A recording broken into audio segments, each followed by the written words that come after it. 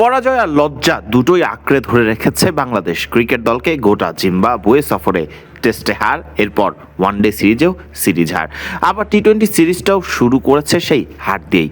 যদিও এখনও সুযোগ আছে সিরিজ জেতার, তবে তার আগে শুক্রবার ম্যাচ জিতে ফিরতে হবে সমতায়। পরিবর্তন আসছে তাহলে একাদশে। বেঞ্চে বসা মোসাদ্দেক হোসেন সৈকতকে কি অন্তর্ভুক্ত করা হবে একাদশে? ঘুরপাক খাচ্ছে এখন নিশ্চয়ই এই প্রশ্নগুলোই।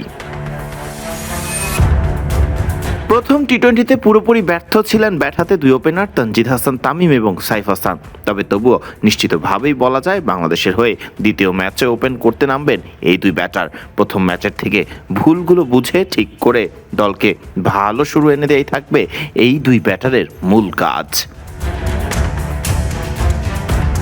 পারভেজ হোসেন ইমন এবং অধিনায়ক তাওহিদ হৃদয়েরও একই অবস্থা। এই দুই ব্যাটারও ছিলেন ব্যর্থ জিম্বাবুয়ের বিপক্ষে প্রথম টি-20তে। এই দুই ব্যাটারকেও নিতে হবে দায়িত্ব, খেলতে হবে নিজেদের সেরাটা, না হলে টেস্ট এবং ওয়ানডে সিরিজের পর টি-20 সিরিজটাও খোয়াতে হবে বাংলাদেশকে। এটিও বললে ভুল কিছু হবে না।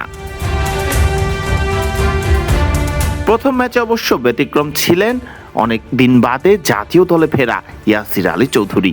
ইয়াসির আলী চৌধুরী করেছিলেন সর্বোচ্চ 54 রান, ফলে দ্বিতীয় ম্যাচেও তার দিকেই থাকবে চোখ। তবে জায়গা হারাতে পারেন নুরুল হাসান সোহান অথবা শেখ মেহেদীর মধ্যে যে কোনো একজন ক্রিকেটার, এবং তাদের জায়গায় একাদশে অন্তর্ভুক্ত করা হতে পারে মোসাদ্দেক হোসেন সৈকতকে। সময়ের প্রয়োজনে ব্যাট বল দুই বিভাগেই ভূমিকা রাখতে জানেন এই অলরাউন্ডার। এছাড়াও বল হাতে আগের ম্যাচে জোড়া উইকেট পাওয়া সাইফুদ্দিন থাকবেন একাদশে।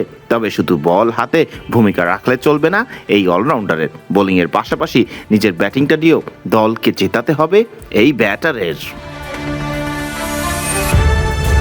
সাইফুদ্দিন সহ পেস বিভাগটা সামলানোর কাজ করবে নাহিদ রানা এবং তাসকিন আহমেদ। গত ম্যাচেও আগুন ঝোড়া বোলিং করেছেন নাহিদ রানা, অল্পের জন্য মিস করেছেন নিজের ফাইফার।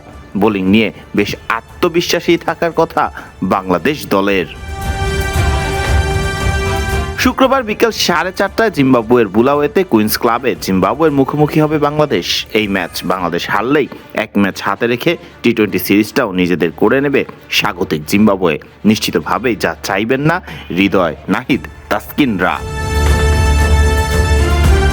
ফারদিন রহমান সকাল, বিডি ক্রিক টাইম।